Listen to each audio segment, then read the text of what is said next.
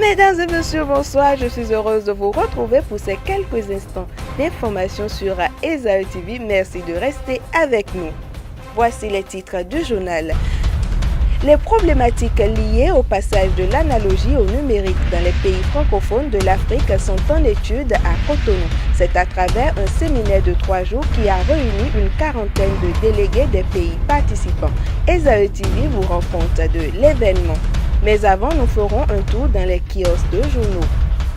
Bienvenue à vous. Depuis mercredi, les hommages du peuple béninois au général Mathieu Kérékou sont amorcés. Après la veillée de prière, la messe au stade de l'Amitié hier, le corps de l'illustre disparu poursuit son périple et est actuellement dans la cité des Kobourou à Paracoudonk. Nous y reviendrons. Bonjour. La majorité des quotidiens du Bénin ont consacré leurs unes aux hommages rendus au général Mathieu Kérékou.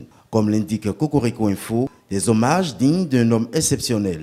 Kékéréké a aussi reçu les honneurs du quotidien L'Informateur intitulé « Les hommages de la nation béninoise au caméléon ». La nouvelle est partagée par Nord-Sud qui fait ses adieux au caméléon. Libération annonce l'immortalisation de Mathieu Kérékou, le nouveau nom de baptême du stade de l'Amitié. Mais c'est une nouvelle expression qui rapporte que le stade de l'Amitié est désormais baptisé stade Mathieu Kérékou. Malgré les hommages, le progrès n'a pas manqué de révéler que des cadres reçoivent les frais de mission pour les obsèques à Natitingou, mais ne s'y rendent pas. Pendant qu'on enterre un ancien président, le candidat à la présidentielle de 2016, Pascal Irénée Koukwaki, invite les Béninois à l'apprentissage collectif de la vertu. Mentionne la priorité dans les secrets des dieux. Le potentiel déplore à travers sa parution du jour, ABT, l'homme qui n'a pas un destin présidentiel. Tchakwata affiche dans ses gros titres le candidat porte-flambeau de l'UN désigné. Éric Rondeté brise le rêve d'Emmanuel Golou.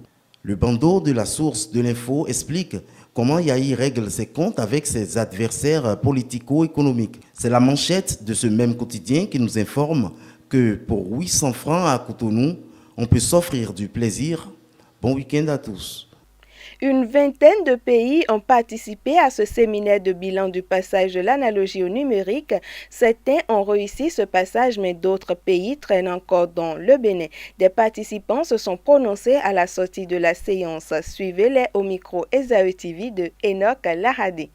À l'orée d'un séminaire, la prospective à la clôture, le bilan. Et c'est ce qui a été fait au cours de cette cérémonie de clôture après 4 jours de réflexion approfondie pour échanger sur les différentes expériences de transition de l'audiovisuel de l'analogie vers le numérique en Afrique francophone. Tous les pays africains sont aujourd'hui conscients des enjeux majeurs de la migration de la télévision vers le numérique.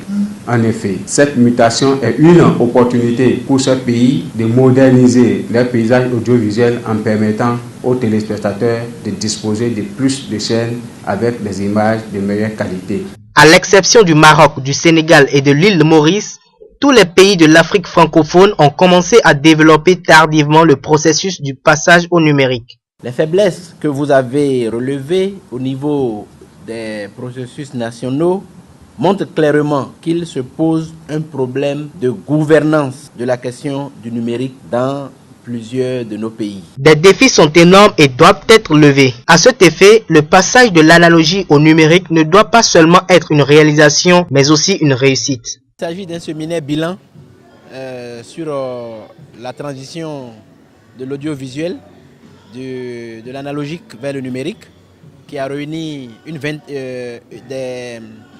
des participants d'une vingtaine de pays, donc plus d'une quarantaine de participants, avec le soutien de la Commission nationale du Bénin, qui suit la transition de l'analogique vers le numérique.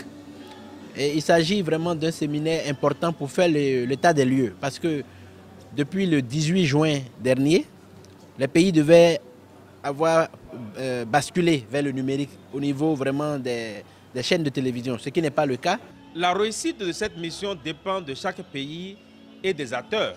Cela nécessite d'abord une forte volonté politique. Et cela a été démontré avec le Rwanda, puisque le Rwanda fait partie des participants à cette rencontre. Dès lors qu'il y a une forte volonté politique pour réussir la transition, on peut faire des pas décisifs. Si nous avions déjà eu le financement à temps, C'est sûr que nous aurions dû être au rendez-vous du 15 juin 2015 parce que c'était le financement, le goulot d'étranglement de la mise en œuvre de la TNT. Mais les États se sont débrouillés souvent sur fonds propres, d'autres avec le financement des banques locales. Mais nous sommes en route. Le chantier est vraiment en route. J'ai participé avec beaucoup de joie à ce séminaire qui nous montre que c'est d'une stratégie vitale que de conclure ce passage, cette transition entre l'analogique et le digital, en prenant compte de bien protéger votre culture qui est merveilleuse et de la note de sécurisation. L'accès à l'information est une donnée précieuse qui doit être parfaitement maîtrisée. Une note culturelle à présent. USA et Unven font deux groupes folkloriques. Leur action promouvoir la culture béninoise à travers chants et danses. On les retrouve souvent dans les manifestations publiques. Enoch Laradé les a suivis au cours d'une de leurs sorties dans le 4e arrondissement de Cotonou. Suivant. Ils sont ici pour semer de la joie.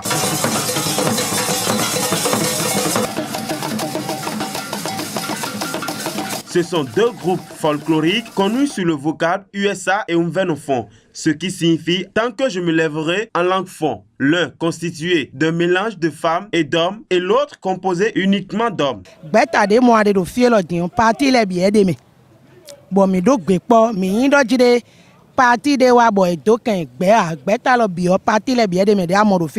Souvent invités à des cérémonies et manifestations publiques, ils s'entourent de différentes sortes d'instruments et développent plusieurs rythmes du pays.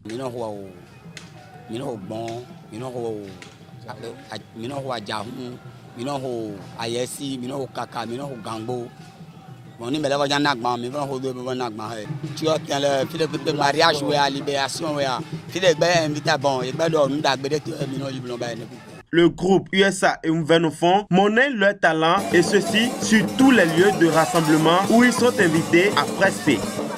Mesdames et messieurs, je vous remercie de nous avoir suivis et vous donne rendez-vous moi et toute l'équipe de la rédaction dimanche prochain pour Info Hebdo. Nous vous ferons le point de tout ce qui a fait l'actualité de cette semaine.